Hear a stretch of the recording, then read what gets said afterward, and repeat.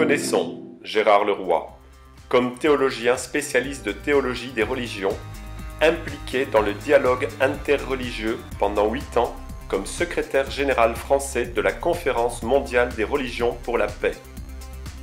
Quel est le but que vous avez poursuivi? Pouvez-vous nous dire la perspective du dialogue interreligieux? Le dialogue interreligieux, comme le dialogue interculturel, n'est ni un principe ni une fin en soi.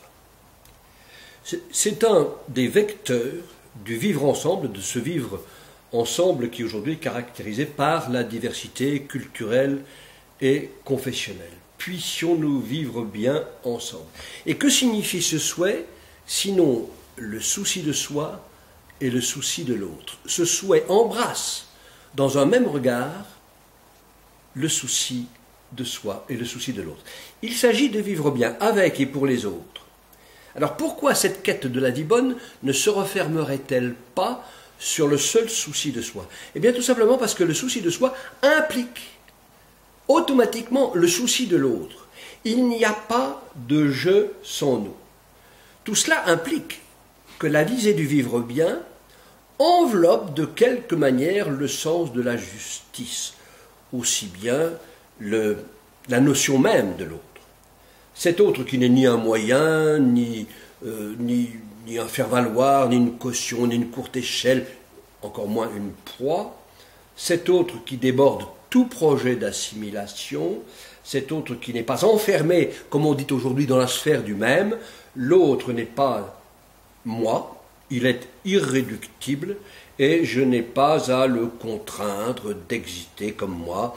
Je n'ai pas à le contraindre de se comporter religieusement, philosophiquement, politiquement comme moi. L'autre a à se laisser découvrir, et j'ai à le laisser se découvrir aussi, comme exigence éthique qui nous met en demeure de répondre à la question « Qu'as-tu fait de ton frère ?» Alors, dans le dialogue interculturel et interreligieux, on découvre, bien évidemment, au cœur même des convictions de chacun, cette soif insatiable de pouvoir que nous avons grand-peine dont nous avons grand-peine à nous débarrasser, que nous avons grand-peine à maîtriser et dont nous avons grand-peine à nous débarrasser. On aura toujours à réamorcer pour nous-mêmes cette autocritique de la possession du pouvoir au nom même de nos certitudes. J'aime bien ce que disait Lucien Gerfagnon, qui nous a quittés il y a peu de temps, qui disait à propos des gens qui ont des certitudes: ceux qui ont des certitudes sont assurés de se coucher le soir aussi cons qu'ils se sont levés le matin. Une parole est dite à laquelle adhèrent les croyants. Cette parole est originaire d'un lieu qu'ils ne possèdent pas, qui les dépasse. Ils y adhèrent, mais personne n'a autorité sur cette parole. Cette parole qui siège à l'horizon de convergence de tous les humains, de toutes les religions. Là, si l'on comprend cela, là pourrait être le fond de non-violence des religions. Les religions sont comme les perceptions d'une parole et d'un fait ou d'un événement qui sont signifiants pour ici et maintenant. Ce faisant, nous attestons que nous ne sommes pas maîtres du sens, mais que nous sommes simplement ses questionneurs. Nous nous en confions les uns aux autres, nous accomplissons par là ce que j'appelle un partage d'humanité, un retournement contre la composante de violence de la conviction. Nous entrons en dialogue. Et entrer en dialogue, c'est précisément aller vers l'autre, découvrir cet autre.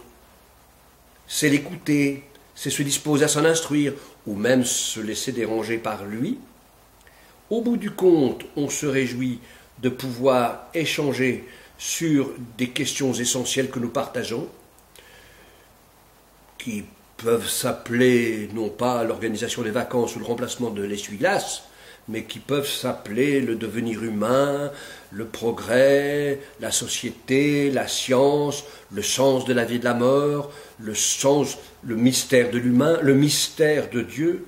Ensemble, nous recueillons toute la richesse d'une écoute mutuelle qui change nos comportements, qui fonde un mode de relation aimable au sens étymologique du terme, une écoute mutuelle qui participe à l'instauration d'une pratique cordiale de l'altérité dans une société un peu délétère.